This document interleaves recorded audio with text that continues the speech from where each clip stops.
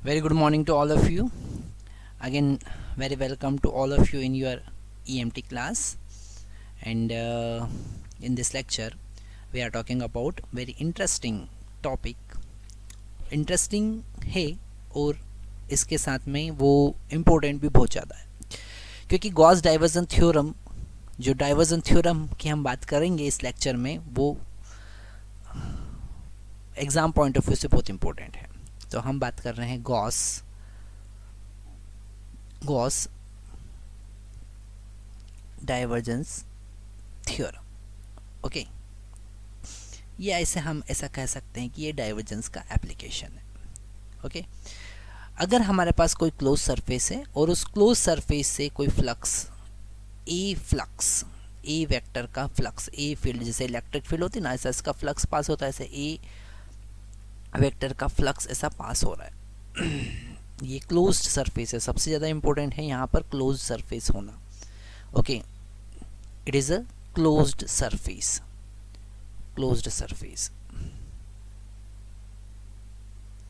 और उस close surface को हमने कहा S, और उससे मिलके बना volume V.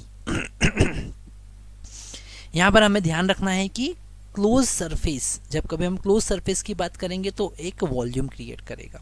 Okay, open surface, जैसे एक टेबल का टॉप ओपन सरफेस है, वो वॉल्यूम क्रिएट नहीं करता है, पर रूम की जो वॉल्स है वो क्लोज सरफेस बनाती है, तो वो एक वॉल्यूम क्रिएट करती है.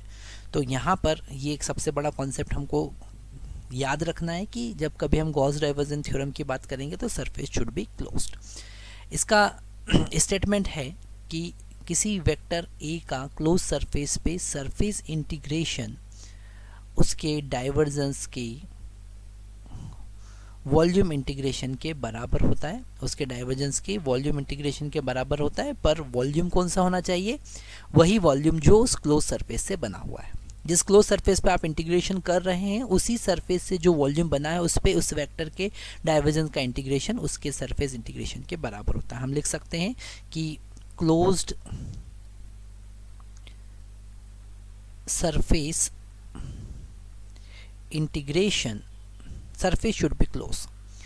Closed surface integration is equal to the volume integration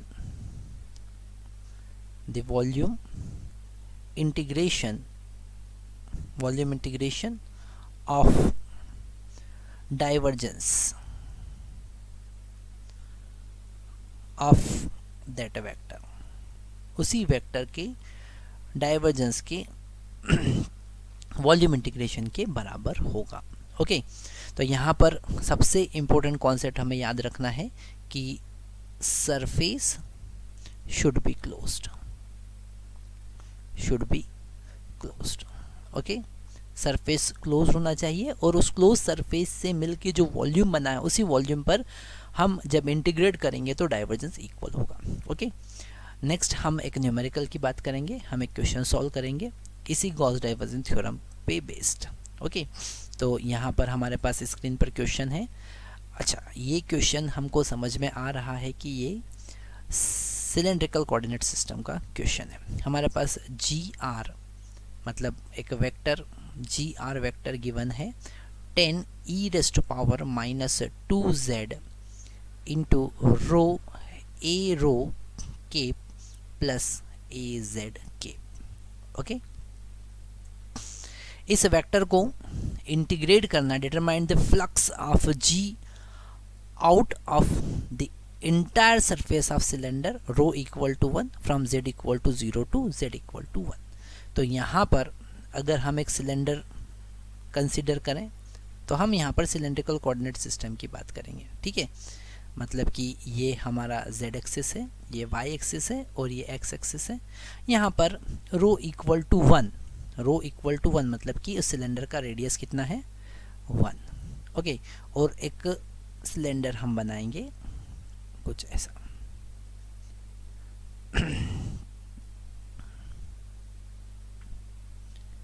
ठीक है, इस सिलेंडर हमने कंसिडर किया. यहाँ पर Z इक्वल टू 0 है और यहाँ पर Z इक्वल टू 1 तक हमें इसे समझना है. इस क्लोज सरफेस पे हमको इंटीग्रेट करना है.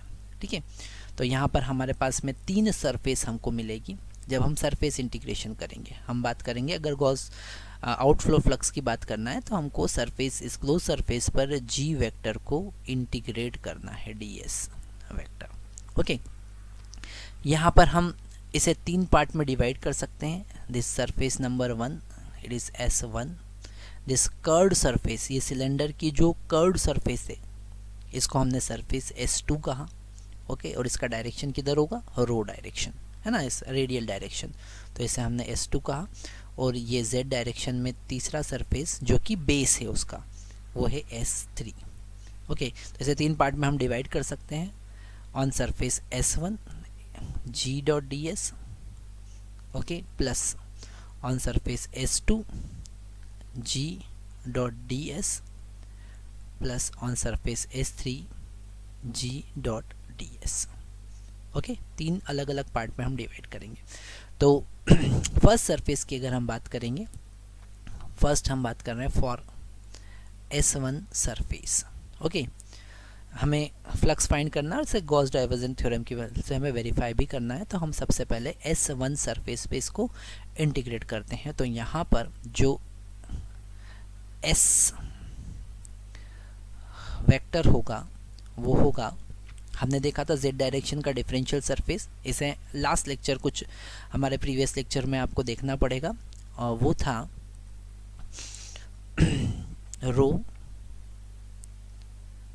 Rho into D rho into D phi. Okay, और इसका डायरेक्शन था AZ केप। तो यहाँ पर अगर हम G vector dot ds vector की बात करेंगे तो Z डायरेक्शन में हमारे पास में है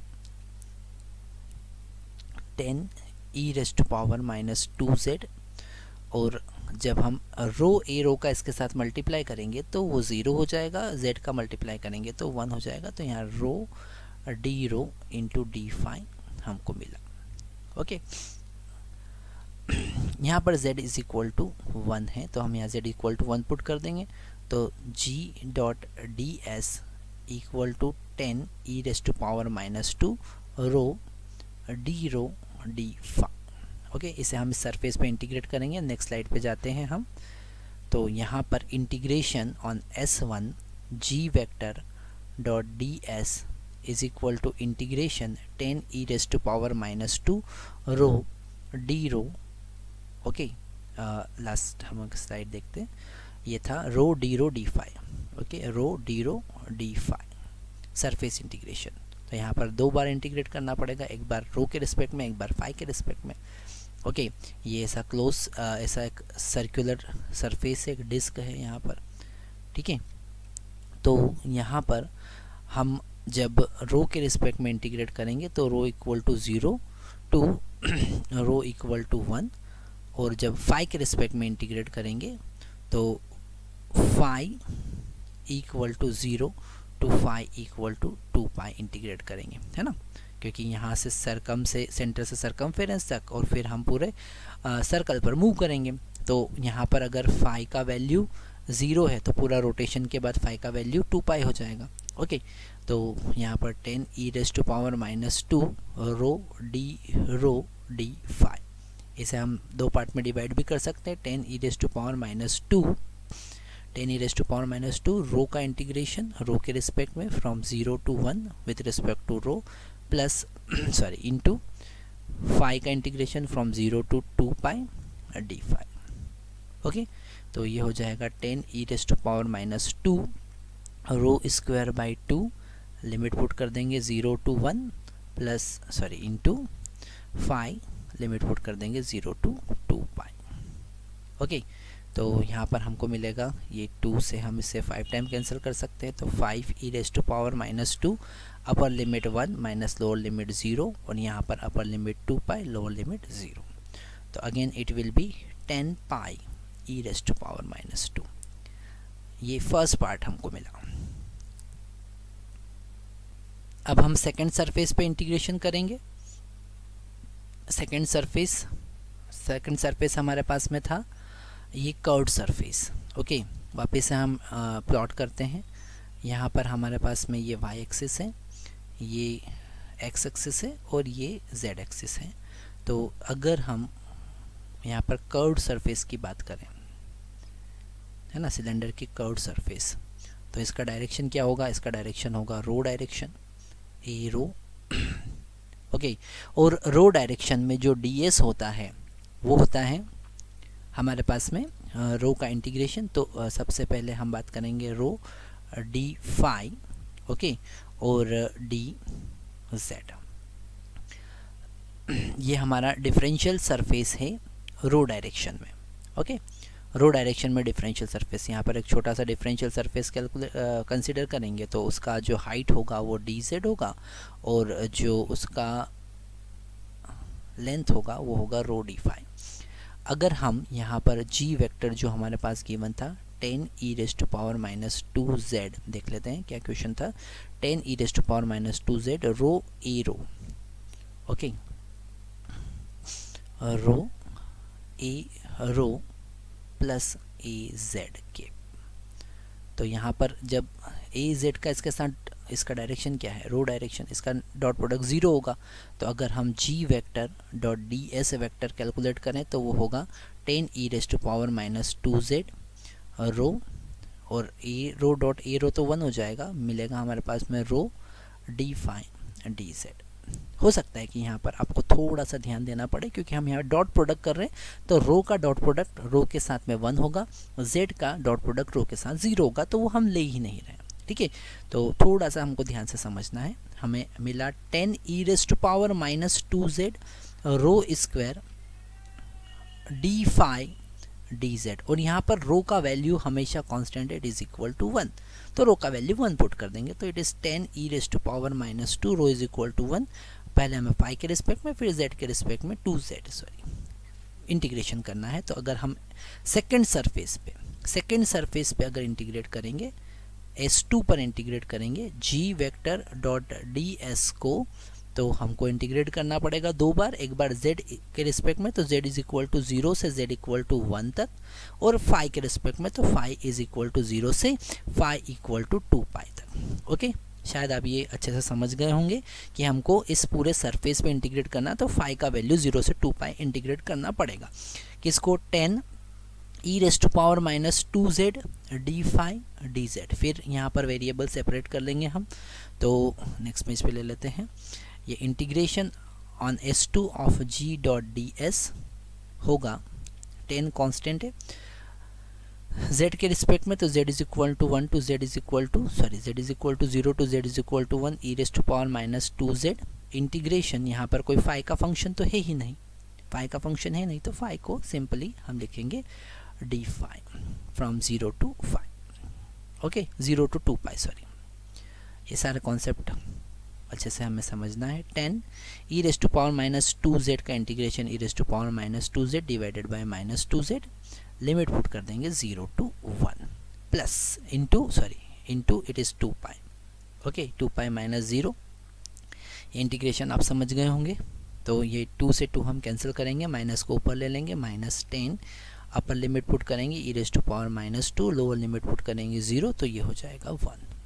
तो हमको मिला minus 10 e raise to power minus 2 minus 1। Okay, तो ये सेकेंड S2 सरफेस पर इंटीग्रेशन हमको मिलता है। अब हम बात करेंगे S3 सरफेस की। अब हमें थर्ड सरफेस पे इंटीग्रेशन करना है। यहाँ पर थर्ड सरफेस सर्कुलर सरफेस है जिसका डायरेक्शन होगा माइनस ए जेड। यहाँ पर z इज इक्वल टू 0 है। अगर हम डी एस की बात करेंगे z डायरेक्शन में तो वो होगा minus rho D phi D rho, और यहाँ पर ए जेड इसका डायरेक्शन होगा माइनस ए जेड। ये माइनस हम यहाँ पर इसलिए यूज़ कर रहे हैं क्योंकि इसका डायरेक्शन डाउनवर्ड है, हम आउटफ्लो सरफेस पे इंटीग्रेट कर रहे हैं, तो सरफेस का डायरेक्शन हमेशा आउटवर्ड ही लेना है। तो डाउनवर्ड जो क्लोज सरफेस है, डाउनवर्ड जो सर्कुलर सरफेस है, उसका डायरेक्शन माइनस जेड डायरेक्शन होगा। और अगर हम यहाँ पर जी वेक्टर को देखें तो वो है 10 e raise to power minus 2z bracket में rho d rho a rho plus a z के। जब डॉट प्रोडक्ट करेंगे इसका तो z कंपोनेंट का ही डॉट प्रोडक्ट होगा, रो कंपोनेंट 0 हो जाएगा। तो g vector dot ds vector will be -10 e raise to power -2z, ये माइनस यहाँ से आया, 10 e raise to power -2z यहाँ से आ रहा है, और into rho d rho D phi. Okay, और इसे हम इंटीग्रेट करेंगे S3 पर, थर्ड सरफेस पर। तो S3 जो हमको मिलेगा वो मिलेगा g vector dot ds vector is equal to -10, यहाँ पर z इज इक्वल टू हम 0 पुट कर देंगे क्योंकि ये z is equal to 0 surface पर है। ओके, तो यहाँ पर e raise to power -0 integration rho के रिस्पेक्ट में करेंगे तो रो का वैल्यू 0 से rho equal to 1, rho D phi D rho, और फाई के रिस्पेक्ट में करेंगे तो फाई इक्वल टू 0 से phi equal to 2 pi. Okay, उसको ऐसे सर्कुलर इंटीग्रेट करना है तो it will be d phi. ठीक है, तो यहाँ पर -10 ये 1 हो जाएगा, रो का इंटीग्रेशन रो स्क्वायर बाई 2 हो जाएगा, लिमिट पुट करेंगे 0 to 1, और फाई का इंटीग्रेशन फाई होगा, और लिमिट पुट करेंगे 0 से 2 पाई से 0 से 2 पाई तो 2 पाई आएगा। 2 से 2 यहाँ कैंसिल कर सकते हैं, रो का वैल्यू 1 पुट करेंगे तो 1 मिलेगा, और 0 पुट करेंगे 0 मिलेगा, अल्टीमेट हमको मिलेगा -10 पाई। कितना मिलेगा? -10 पाई। ओके, हो सकता है कि कैलकुलेशन थोड़ा मैंने जल्दी किया हो, पर आप अगर एक बार खुद ये कैलकुलेशन करेंगे तो ज़्यादा अच्छे से सारी चीज़ों को समझ पाएंगे। अगर हम टोटल सरफेस पे इंटीग्रेशन देखते हैं g वेक्टर डॉट ds, तो हमको फर्स्ट मिला था, फर्स्ट इंटीग्रेशन क्या मिला था ज़रा देखते हैं हम। फर्स्ट इंटीग्रेशन हमको मिला था, एक मिनट, फर्स्ट इंटीग्रेशन हमको मिला था 10 e रेज़ टू पावर -2, तो 10 e raise to power -2, 10 pi e raise to power -2। Okay, second हमको मिला +10 pi 1 - e raise to power -2, और थर्ड अभी हमने सॉल्व किया वो कितना मिला था? -10 पाई, तो हम यहाँ लिखेंगे -10 पाई। जब हम इस 10 पाई का अंदर मल्टीप्लाई करेंगे तो हमको मिलेगा 10 pi e raise to power -2z plus 10 pi. Okay, 10 pi 1 का मल्टीप्लाई करेंगे माइनस, जब इसका मल्टीप्लाई करेंगे 10 pi e raise to power -2z minus 10 pi as it is, ये सारी चीज़ें कैंसिल हो जाएगी, और अल्टीमेट हमको मिलेगा 0। मतलब कि इस क्लोज सरफेस पे जब हम इंटीग्रेशन कर रहे हैं g का, तो फाइनल हमको मिला 0। हमने 3 पार्ट में इसे डिवाइड किया है, पहला अपर सरफेस सर्कुलर, दूसरा कर्व्ड सरफेस सिलेंडर का कर्व्ड सरफेस, और तीसरा बेस। 3 पार्ट में से डिवाइड करके हमने पूरा इंटीग्रेशन फाइंड किया है। अब हम गॉस डाइवर्जन थ्योरम वेरीफाई करेंगे क्योंकि क्वेश्चन में हमारे पास गिवन था। एक बार हम क्वेश्चन देखते हैं, ये रहा क्वेश्चन। क्वेश्चन में गिवन था confirm the result using divergence theorem. Okay, divergence theorem की हेल्प से इसे कंफर्म करना है। तो हमको पता है कि इस सर्कुलर इंटीग्रेशन क्लोज सरफेस पर a वेक्टर या g वेक्टर का integration, surface integration is equal to g dot del dot g d volume integration. Okay, तो सबसे पहले हमको फाइंड करना पड़ेगा डेल डॉट g, और वो होगा 1 by rho del by del rho rho g rho. Okay, plus 1 by rho del by del phi of g phi, जो कि 0 है। यहाँ पर g फाई कितना है? तो 0, तो ये टर्म तो 0 हो जाएगा, और del by del z of a z g z। Okay, तो यहाँ पर हमारे पास g वेक्टर क्या था? g वेक्टर था 10 e raise to power -2z rho a rho plus a z। Okay, एक बार हम चेक कर लेते हैं कहाँ है क्वेश्चन, ये रहा क्वेश्चन। ओके, वापस आ जाते हैं हमारी स्क्रीन पर, हमने सही लिखा है।